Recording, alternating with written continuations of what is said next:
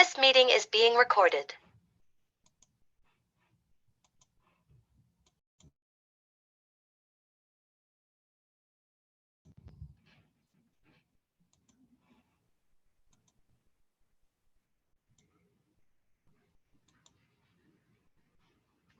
Good evening and welcome to the Wellness Collective podcast. I'm your host, Chandra Scott, and this evening I am here to speak with the wonderful Naeemah Staggs, who is the owner of I Choose the Sun. She is a mental health expert and a mental health trainer, and she's just a wealth of knowledge, and she's here to share some amazing information and new opportunities with us. So, welcome, Naeemah.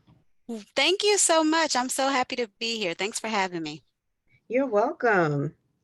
All right, let's get into it. So, mental health. How did you get started in the mental health career field? Well, I have been involved in child welfare for over 20 years now. So there's always, an aspect to child welfare that involves mental health. But then about 6 years ago, I lost my childhood best friend to suicide. And then Oh, in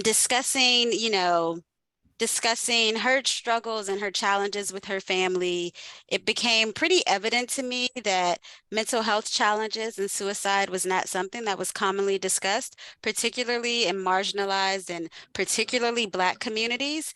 And so I really developed a passion for wanting to spread awareness about them.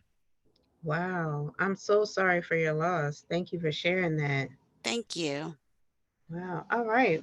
So, based on your experience, you use your grief and turn that into advocacy. So, how did you get started? Like, did you receive a certain certification first, or did you go back to school for something? How did you get the ball rolling? I did. So my background is in counseling. I'm a former licensed professional counselor. I Okay. also am a certified clinical trauma specialist. So I've always kind of been on the periphery.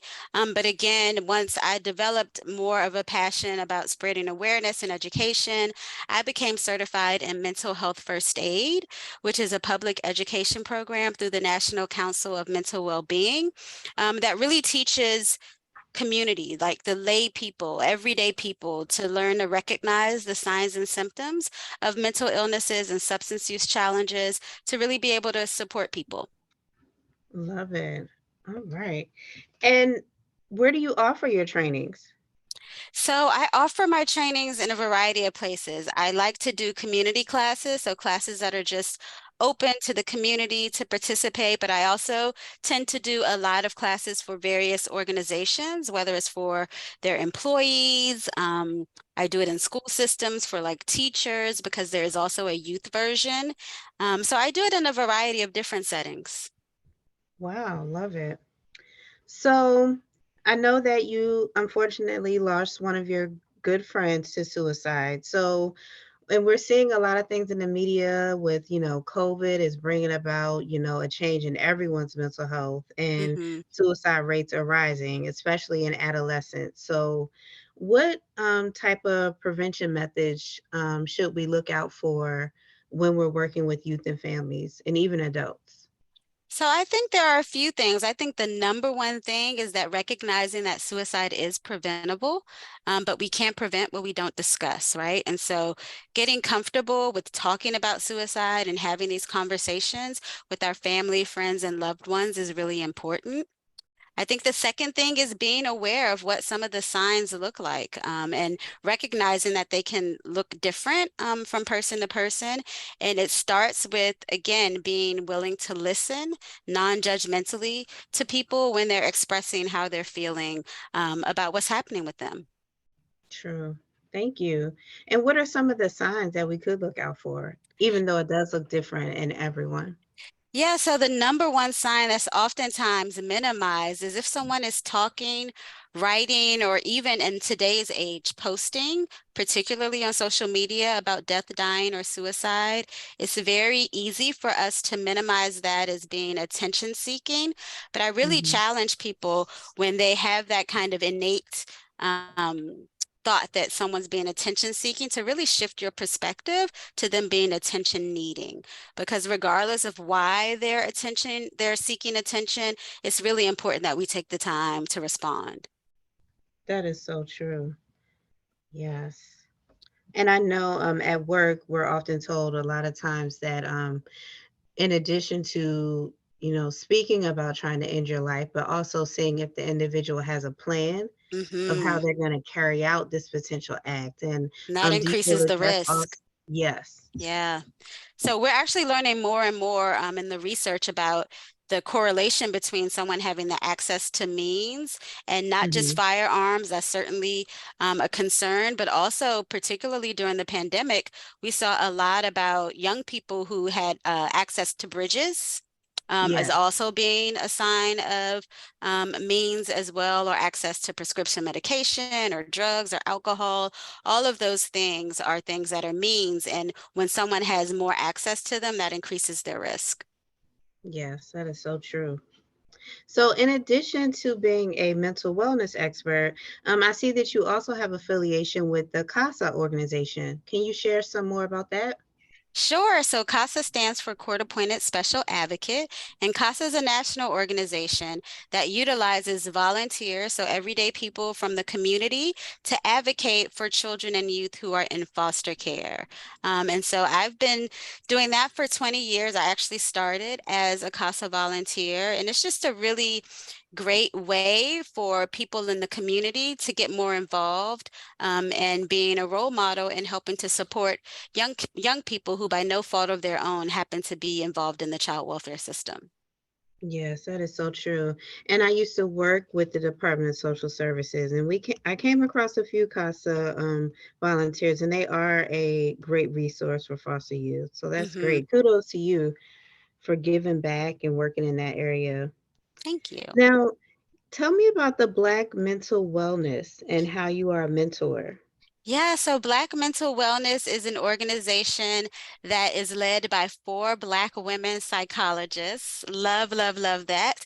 And their mission is to really to provide support to mental health professionals. And so as a mentor for them, I'm assigned to two undergraduate students who are studying psychology and want to move on into the mental health profession.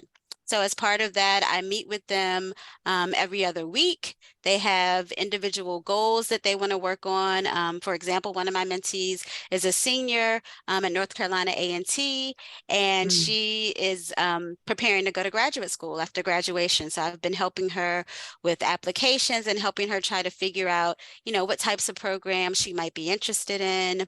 My other mentee, she is a junior, and she's at a predominantly white institution, and mhm. she's trying to bring more awareness about the mental health needs of people of color on her campus. So I've actually been helping her identify events and awareness activities that she can do to do that on her campus.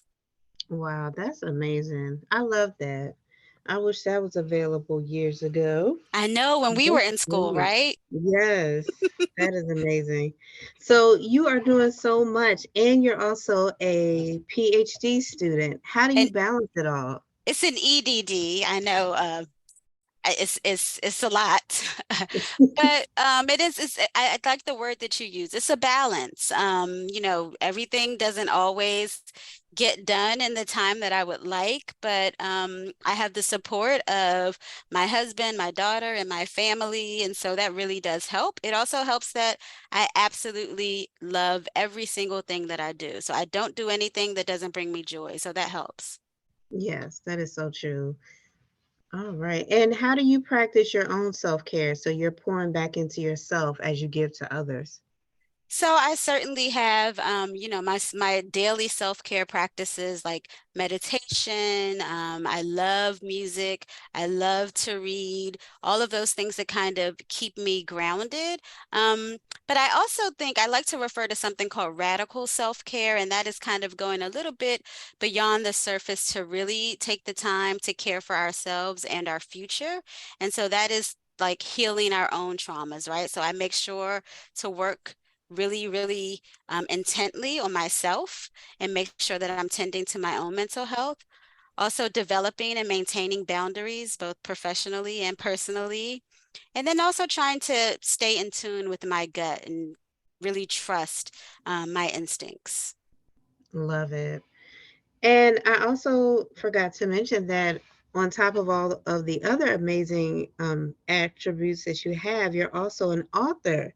And you are one of the great co-authors of our Dear Daughter children's book anthology. So can you share about the Dear Daughter project and how that can also pour into young girls who may be struggling with having negative thoughts or feelings?